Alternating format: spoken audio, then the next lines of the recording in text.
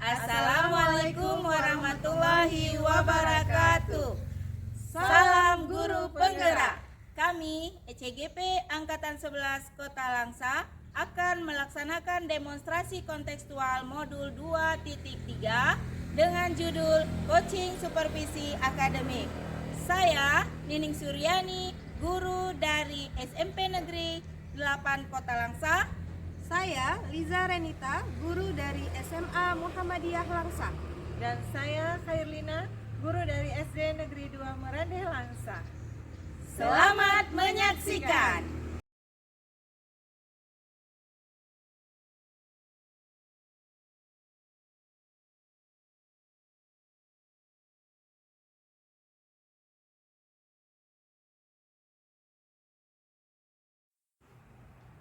Assalamualaikum, selamat pagi Bu Nining, apa kabar? Waalaikumsalam Ibu Liza. Alhamdulillah sehat Bu. Bagaimana kabar Ibu? Alhamdulillah, saya sehat juga Bu. Syukurlah kalau Bu Nining dalam kondisi sehat. Ibu, pagi ini ada sesi coaching bersama Ibu Lina, benar begitu? Benar Bu, saya berencana di jam 9 akan melakukan coaching bersama Bu Lina. Baik Bu Nining, kehadiran saya di sini adalah untuk memberikan dukungan terhadap kompetensi coaching yang ingin Ibu Nining kembangkan nantinya. Maka dari itu saya akan mengamati proses coaching yang akan Bu Nining laksanakan kepada Bu Lina. Nah, apakah Bu Nining sudah siap untuk melakukan proses coaching kali ini? Iya Bu, saya sudah siap. Dan saya juga berterima kasih kepada Ibu Liza yang udah bersedia menjadi pengamat saya melakukan coaching sama Ibu Lina nantinya. Baik Ibu, sebelum kita melakukan proses coaching, ada beberapa hal yang ingin saya jelaskan. Dan nanti saya juga akan bertanya kepada Ibu.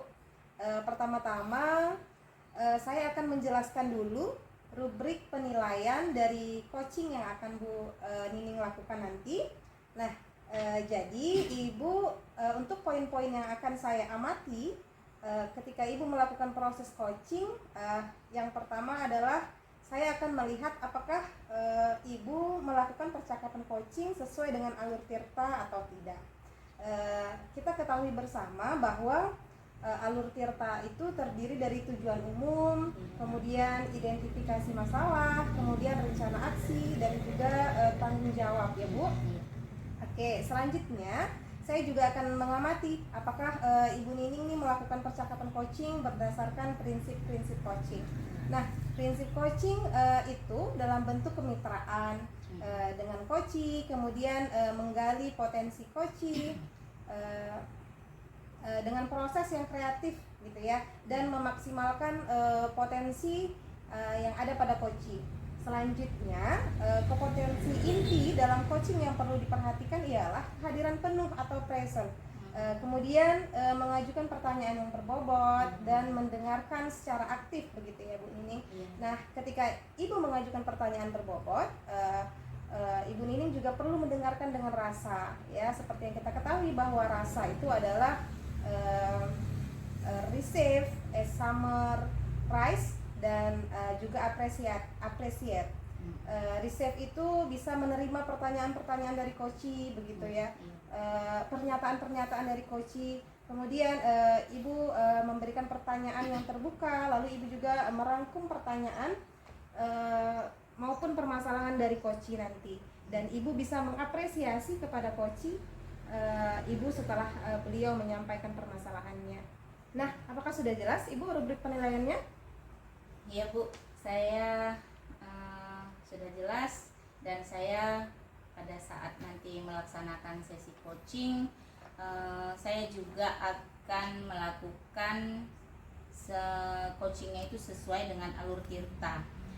Lalu juga saya akan menerapkan prinsip-prinsip coaching dan kompetensi inti yang ada di dalam coaching.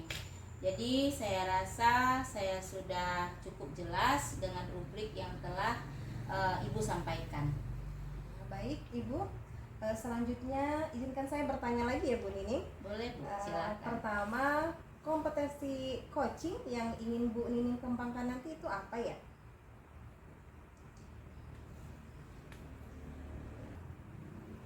Jadi saya pada saat melakukan coaching nanti, saya ingin 3 kompetensi yang saya kembangkan, yaitu pertama kehadiran penuh, kedua tentang mendengarkan dengan aktif, dan juga yang ketiga itu mengajukan pertanyaan-pertanyaan berbobot. Gitu. Oke, baik Bu. Kira-kira dari ketiga kompetensi yang Ibu jelaskan tadi, kompetensi mana nih yang Ibu ingin kembangkan secara spesifik? Baik Ibu, yang kompetensi yang spesifik yang ingin saya kembangkan itu kompetensi yang diobservasi itu bagian mendengarkan dengan aktif, dan cara mengajukan pertanyaan-pertanyaan yang bermakna. Itu.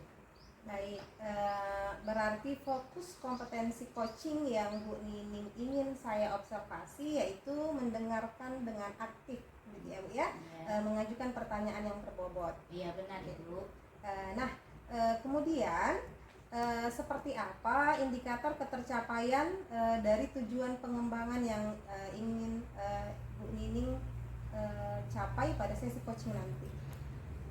Yang pertama, nanti saya mampu menyimak dan saya lebih banyak mendengar Bu.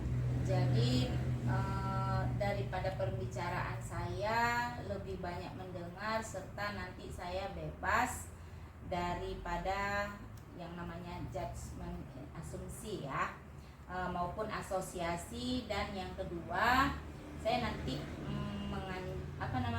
saya bisa menganjurkan ataupun mengajukan pertanyaan-pertanyaan terbuka yang berasal dari coaching gitu.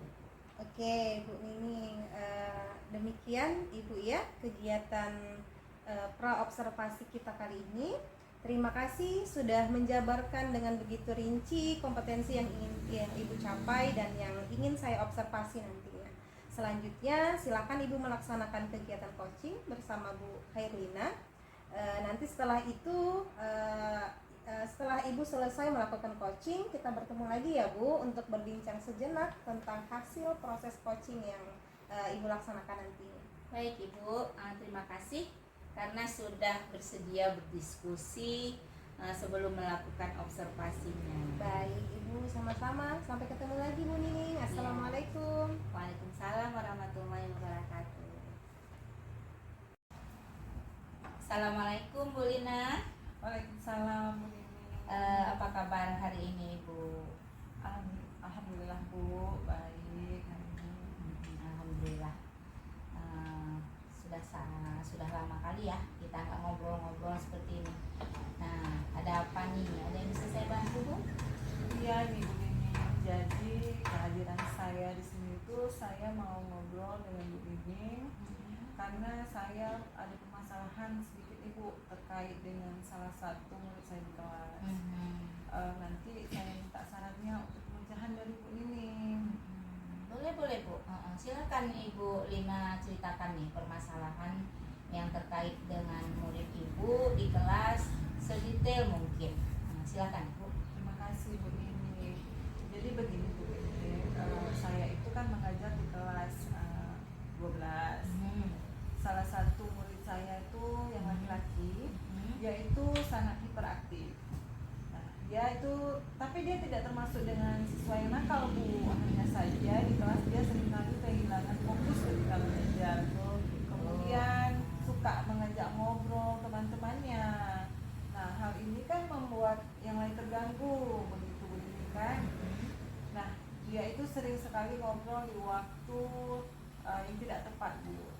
Dimana saat saya menjelaskan dia malah asik ngobrol dengan teman-temannya, suka jalan ke sana ke sini, nggak bisa duduk tenang Bu, seperti itu, seperti anak yang kelebihan energi begitu Bu. Jadi kadang-kadang saya suka merasa bingung gitu. Iya, saya paham. Baik Ibu.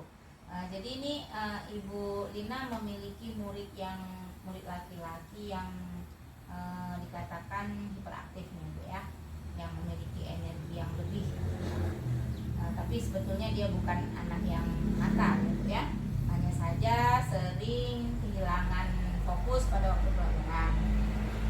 Dia suka ngajak temannya ngobrol, kemudian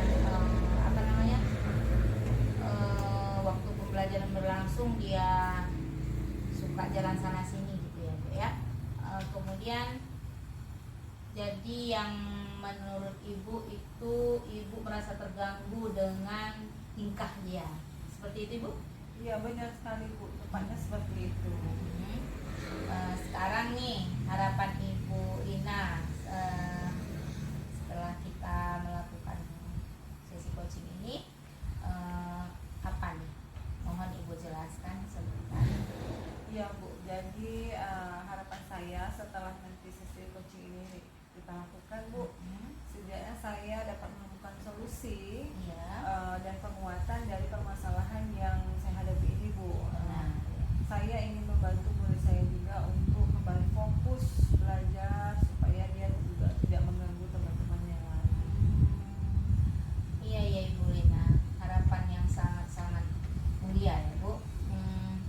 Bu Lina ingin membantu murid tersebut untuk memperoleh solusinya. Nah, Ibu Lina, murid yang ingin Ibu dapati adalah murid yang mau fokus dengan baik untuk pembelajaran, memiliki kesadaran diri dan manajemen diri yang baik ya. Idealnya menurut Ibu itu yang gimana ya? Menurut saya murid yang memiliki kesadaran diri yang baik itu dia paham betul posisi dia di saat dia sadar dan dengan apa yang boleh dan tidak boleh dilakukan saat pembelajaran berlangsung. Kemudian menurut saya juga dia harus bisa fokus untuk melaksanakan apa yang ada di hadapannya, atau penuh dengan kehadiran penuh atau mindfulness pada saat pembelajaran berlangsung. Iya, baik sekali Bu Liza. Saya setuju nih dengan pandangan yang Ibu sampaikan tentang kondisi idealnya yang Ibu Lina harapkan. Ya, memiliki posisi yang baik, kemudian kesadaran diri, kemudian ada manajemen diri yang baik. Nah, selama ini nih, apa saja yang Ibu Lina lakukan untuk mengatasi murid tersebut? Jadi Bu, selama ini saya sudah melakukan dengan berbagai cara. Ketika dia melakukan hal-hal yang tidak sesuai, ngobrol dengan teman sebelahnya atau jalan keliling kelas, saya itu sering mengingatkan bahwa hal itu tidak baik. Namun lain hari atau lain waktu tetap saja diulangi dan dilakukan lagi begitu dan begitu terus. Baik, sebenarnya nih dari hal-hal yang Ibu Lina lakukan, dari menasehati, menegur, kemudian mengingatkan, itu udah betul tuh. Tapi tampaknya belum signifikan itu ya. Berarti ini ada hal-hal yang masih perlu Ibu lakukan lagi, seperti itu Bu. Jadi kira-kira nih apa ya hal yang perlu Ibu Lina lakukan selain yang Ibu sebutkan tadi? Oh, jadi begitu ya Bu ya. Bagaimana kalau saya mengintegrasikan pembelajaran sosial emosional ketika pembelajaran di kelas saya? Ya bisa tuh Bu. Menurut Bu Lina nih, seberapa penting nih pembelajaran sosial emosional kalau di kelas Ibu?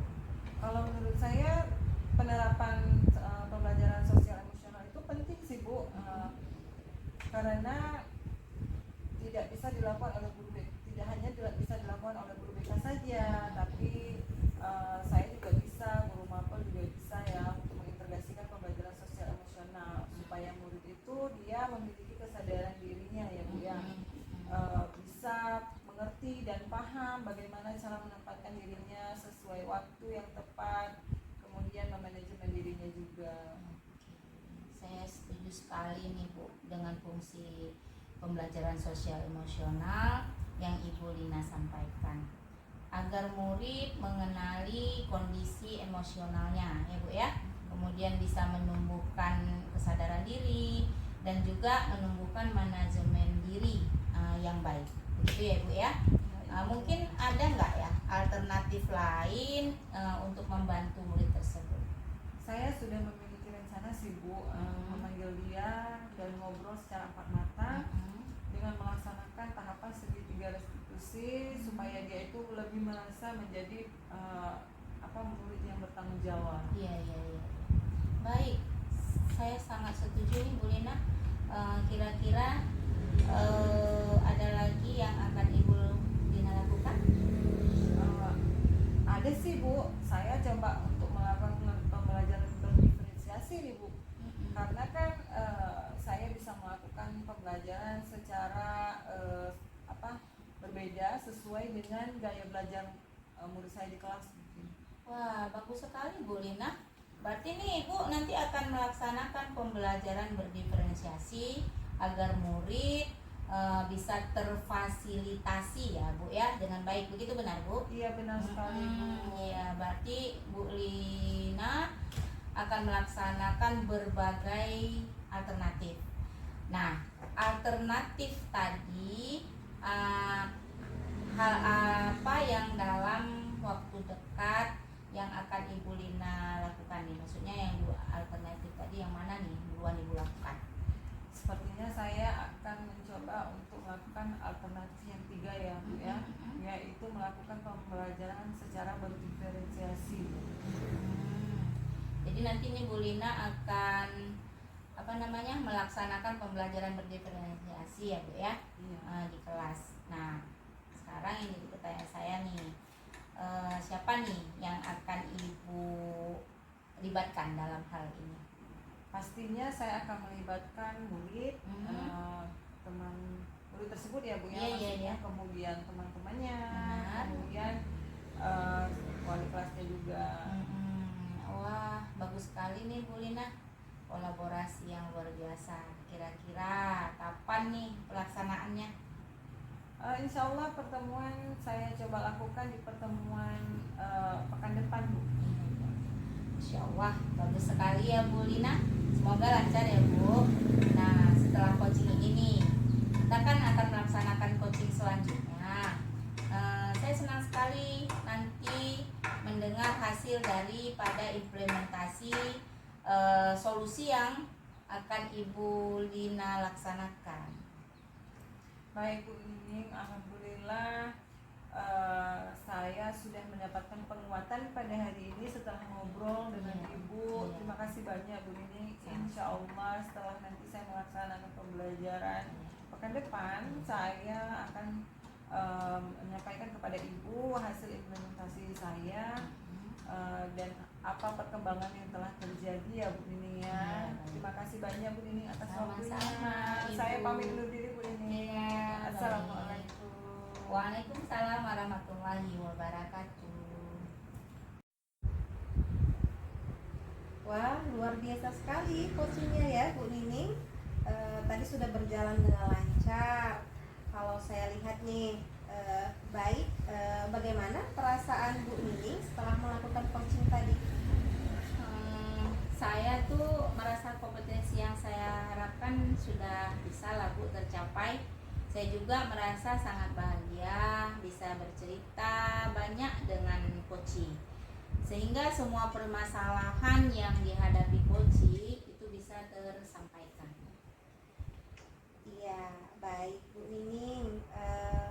Pada saat coaching tadi itu jika kita merujuk nih pada indikator ketercapaian dari pengembangan yang Bu Nining harapkan pada kompetensi coaching Ibu, kira-kira apa saja yang sudah Ibu lakukan pada proses coaching tadi?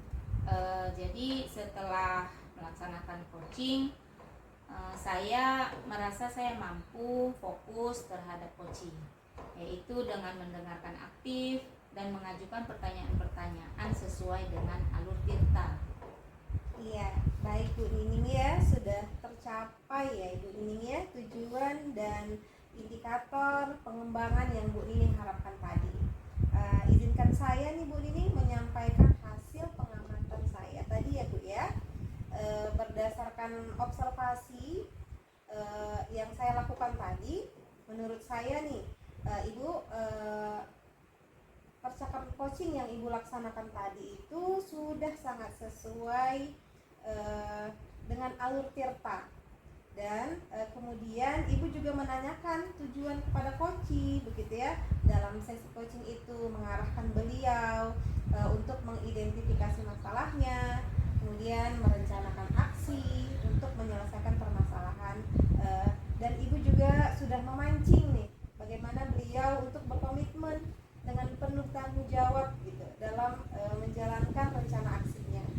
Nah, Ibu juga selain itu tadi sudah menerapkan prinsip-prinsip dalam coaching, di mana tadi saya lihat Ibu fokus dengan coaching Ibu, begitu ya. Artinya Ibu sudah melakukan kehadiran penuh, dan Ibu juga sudah mendengarkan aktif dan mengajukan pertanyaan-pertanyaan berbobot. Seperti itu ya Bu Nining. Dan sampai pada saat pra-observasi tadi yang Bu Nining sampaikan, fokus kompetensi yang Bu Nining ingin saya observasi, begitu ya. Nah, menurut saya itu sudah sangat baik Bu Nining lakukan. Kemudian Ibu juga sudah mampu mencapai sesuai dengan harapan yang Ibu sampaikan pada saat pra-observasi tadi. Kompetensinya menurut saya sudah tercapai. Alhamdulillah, saya senang Bu dengarnya. Makasih ya Bu atas umpan balik yang sudah Ibu Ibu berikan kepada saya. Iya, sama-sama Ibu. Nah, Bu Nining, dari hasil coaching yang baru saja Ibu lakukan, kira-kira kompetensi apa lagi nih yang ingin Ibu kembangkan berikutnya? Baik Bu, jadi saya berencana ke depannya itu nanti akan terus melakukan latihan-latihan lebih intensif ya, dengan mendengarkan secara aktif, kemudian merumuskan pertanyaan-pertanyaan yang lebih efektif, sehingga nanti pada saat saya melakukan coaching saya bisa bercerita lebih banyak dengan coaching, dan coaching bisa menyampaikan apapun ide-ide yang terdapat dalam permasalahannya untuk solusi. Iya, baik ya Bu Nining ya. Semoga kompetensi tersebut dapat Ibu kembangkan ya sesuai dengan harapan Ibu nantinya.